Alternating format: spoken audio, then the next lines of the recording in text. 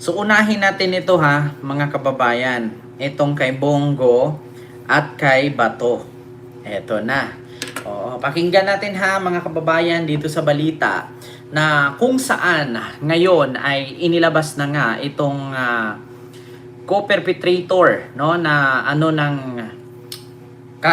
kumbaga sa madaling salita sangkot or kasabwat ni Digong dito sa crimes against humanity. In English lang mga kababayan, no? Hindi masyadong nakakahiya ba? In English lang, yung co-perpetrator sa madaling salita, sangkot o kasabwat. Sangkot or di kaya may madaling salita diyan yung kasama no sa gumawa ng krimen. Ito po mga kababayan, dito po tayo sa tawag dito Billionaire News Channel. Ayan, pakinggan natin ha, mga kababayan. Naku po, patay ka dito. Ito. Attorney, ano po ang susunod na mangyayari? Anong inaasahan natin ngayong pinangalanan na yung mga co-accused ni FPRRD? Sa kaso ni Duterte, matutuloy ang confirmation of charges hearing sa February 23, kung saan papasahin itong document containing the charges, malamang sa first day ng hearing. At yung inimbita nyo, mababanggit ang pangalan niya, malamang doon sa pagbabasa na yon. Pero kung what's next for these individuals' name, it's an entirely separate process. The case of Duterte will be separate and distinct from any other future cases that may be opened against any of the 8 named individuals or kung sino pa man. Patay. Dahil hiwalay nga ang magiging kaso, hiwalay din ang proseso ng una, pag-apply ng warrant of arrest. Patay. At ang susunod yan, yung pag-issue ng warrant of arrest Patay. sa particular na taong tutukuyin at eventually pagbubukas ng kaso. Ala. The identification of the persons against whom warrants of arrest will be applied against is a matter of prosecutorial discretion or prosecutorial strategy.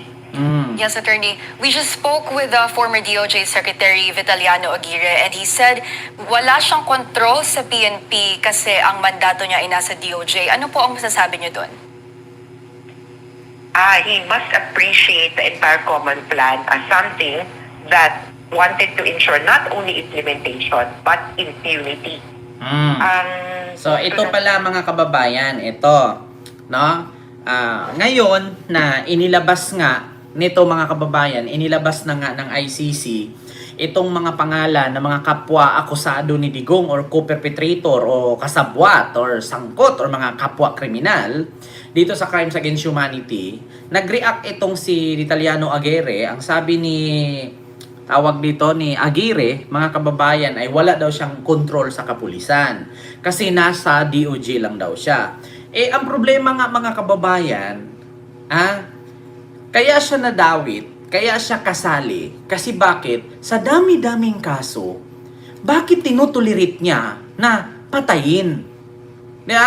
Di ba mga kababayan, nasa saligang batas na kapag nakita kang nagdroga, gumamit ng droga, di ba ang nasa saligang batas ay arestuhin, kasuhan, litisin. Pero bakit tinutulirit at hinahayaan lang ng Department of Justice na tuloy-tuloy ang patayan?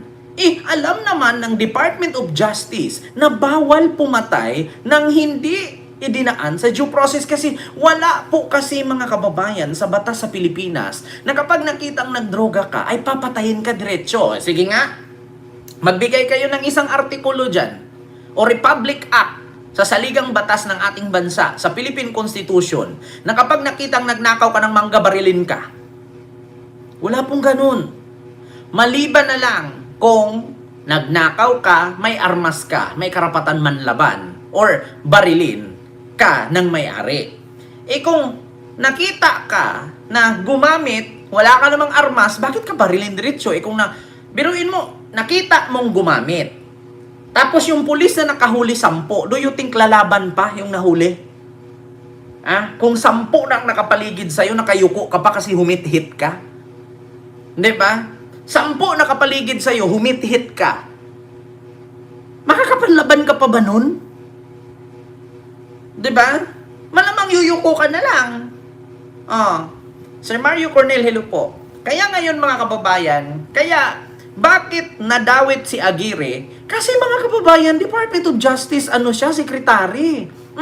At bakit niya tinutolerate na wala naman sa batas sa Pilipinas na kapag nakita kang ganyan, ay patayin ka. Di ba? Kaya po nadawit siya kasi hindi dinaan sa due process. Dapat dadaan muna sa DOJ yan bago arestuhin, bago ikulong, bago kasuhan. Bakit parang walang function ang DOJ? Bakit parang puro pulis na lang?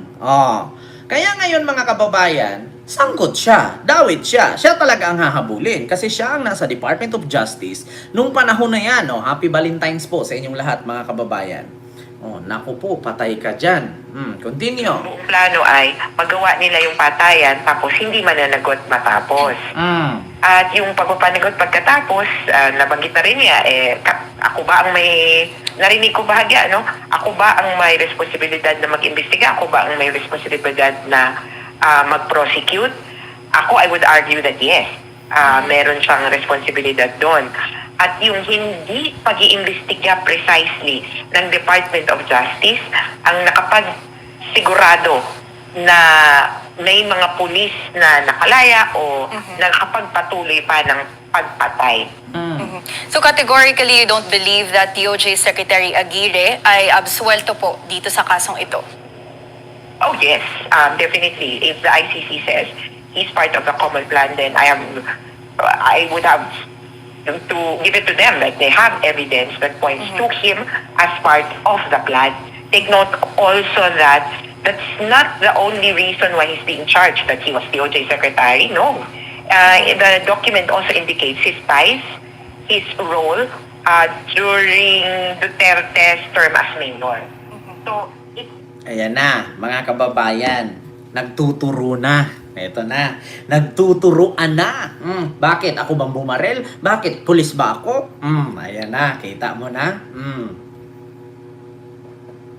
Pero, noong panahon ni Digong, mga kababayan, dapat mag-react din po ang Department of Justice na kung bakit hinahayaan nila. Di ba? Siyempre, trabaho mo sa Department of Justice or sa Korte Suprema.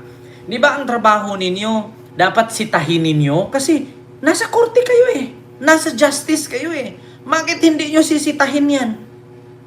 Di ba na, bawal yan. Kasi kami bilang abogado, according sa pag-aaral namin sa mga batas dito sa ating bansa, wala namang nakalagay sa saligang batas na kapag nakita mong nagbenta, barilin. Wala rin nakakita sa saligang batas na ang baril na ginamit ay yun din ang ebidensyang nakita doon sa kabilang patay. Di ba?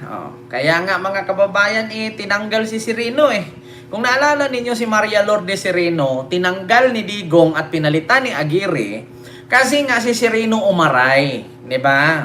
Ano bang rason kung bakit pinalitan si Maria Lourdes Sereno ni Aguirre? Kasi si Sereno, ngumangaw-ngaw, ay hindi po pwede yan. Bawal yan sa saligang batas. Walang ganyan na mga batas na nagpapa-implement kayo ng patayan. Samantalang bawal naman, wala naman yan sa ating saligang batas na kasaad. Ang ginawa ni Digong, tanggalin si Sereno, palitan ni Aguirre. Di walang ngaw-ngaw si Aguirre, tahimik. Di ba? Kaya sa totoo lang mga kababayan, napapansin ninyo sa panahon ni Digong kapag umangaw ka, umaray ka, at may nakita kang mali. Ito, bigyan ko kayo ng example mga kababayan.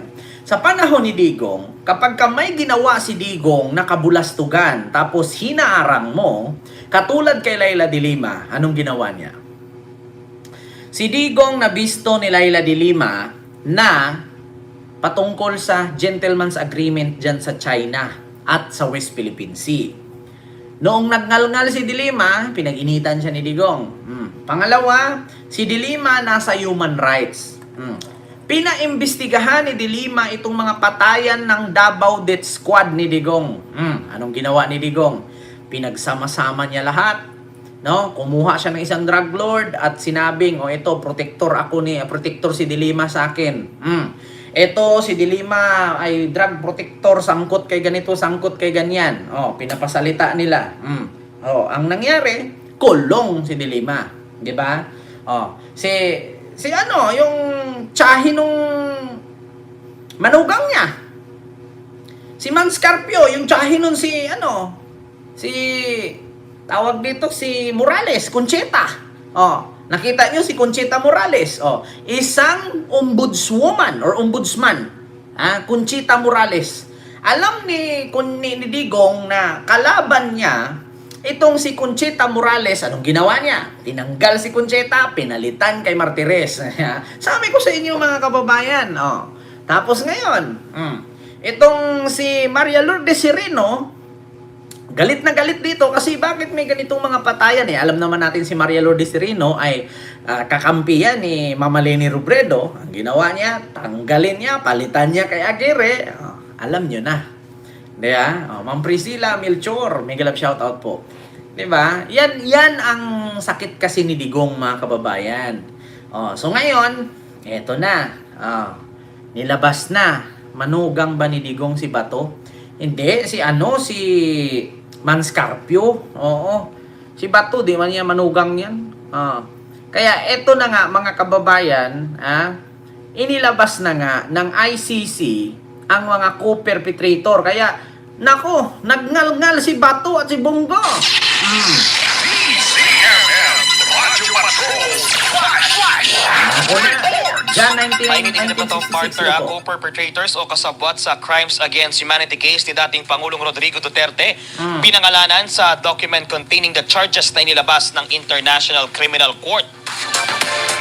Inilabas nga po ng International Criminal Court ang document containing the charges laban kay dating Pangulong Duterte sa kasong Crimes Against Humanity. Patay. Idinitalye sa 16 na pahinang report ang sistematikong plano para patayin ang mga umano'y drug suspect mula 2011 hanggang 2019. Nako. Sa dokumento, tinukoy na co-perpetrators o kasabwat ni Duterte sa kaso sina Senador Ronald De La Rosa, Senador Bongo, Patay. at ilang dating hepe ng PNP. Go, partner. Inakusahan din ang dating Pangulo na bumuo ng naturang pulisiya, nag-utos sa mga hitman at nangako ng immunity sa mga papatay sa mga pinaniniwalaang kriminal. Samantala, isinumite ng prosekusyon sa ICC ang panibagong listahan ng mga ebidensya kung saan 2 bagong items ang idinagdag.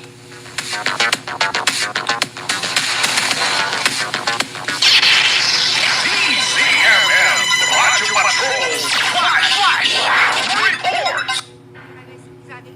2 nakaupo at 6 na dating opisyal na nagsilbi sa administrasyon ni dating Pangulong Rodrigo Duterte ang pinangalanang kasabwat sa kasong Crimes Against Humanity sa International Criminal Court. Nakalista sila sa 16 na pahinang dokumentong naglalaman ng charges na isinumite ng prosekusyon noong Hulyo. February 13, inilabas sa publiko ang iba pang detalye nito. Co-conspirators umano sa kaso sina Senador Ronald Bato de la Rosa, dating PNP chief at hepe ng Davao City Police, Senator Christopher Bongo, dating special assistant ni Duterte sa Malacanang, longtime executive assistant at personal aide niya noong kongresista pa siya ng Davao City, Patay. dating Justice Secretary Vitaliano Aguirre II, dating NBI Director Dante Gueran at mga dating opisyal ng PNP na sina Vicente Danao, Camilo Cascolan na pumanaw noong 2023, Oscar Albayalde at Isidro La Peña. Nako. Maliban kay Aguirre, lahat ng ibang pinangalanang kasabwat ni Duterte ay nagsilbi sa Davao City. Naging PNP chief sa ilalim ng Duterte administration sina De La Rosa, Danao, Cascolan at Albayalde. Nako. At hepe ng PIDEA si La Peña. Ayon sa prosekusyon, mula November 2011 hanggang March 16, 2019, nagkaroon si Duterte at ang mga kasabwat ng isang common plan o kasunduan para i-neutralize sa pamamagitan ng karahasan gaya ng pagpatay ang mga umano'y kriminal na may kaugnayan sa illegal na droga. Kinasangkapan umano ni Duterte at mga kasabwat ang tinaguriang Davao Death Squad o DDS kasama ang mga hitmen at ilang low-level police para ipatupad ang plano. Pinaliligpit umano ang mga hindi susunod sa utos o mapaghihinala ang banta sa plano. Kampanya pa lang hanggang sa maupong Pangulo, nagkasundo umano ang mga co-perpetrator na palawigin ang plano sa buong bansa. Ayan na, mga kababayan. Ito na yung sinabi ni Bato na, Mr. Trillanes, make my day. Nako po, ngal ka lang na ngal diyan. Sumama ka pa. Maghuli sa akin, magsuot ng posas. Nako, Ma'am Silpa Glory, hello po. Ayan na nga, mga kababayan, patay kang bata ka. Alaka, Diyos ko. Ayan na, mga kababayan. Bato, huwag ka na talagang magpakita. Kung dati nga, kwento pa lang ni Boying na may warrant ka, nagtago ka na. Eto pa, inilabas na ng ICC. Alam mo na, make my day. Naku, make my day, Mr. Trillanes. Naku, at huwag tayong mag-expect na si Bato lang ang magtago. Baka ito lahat magtatago na. Naku. Dapat mag-hold na ng departure order sa mga to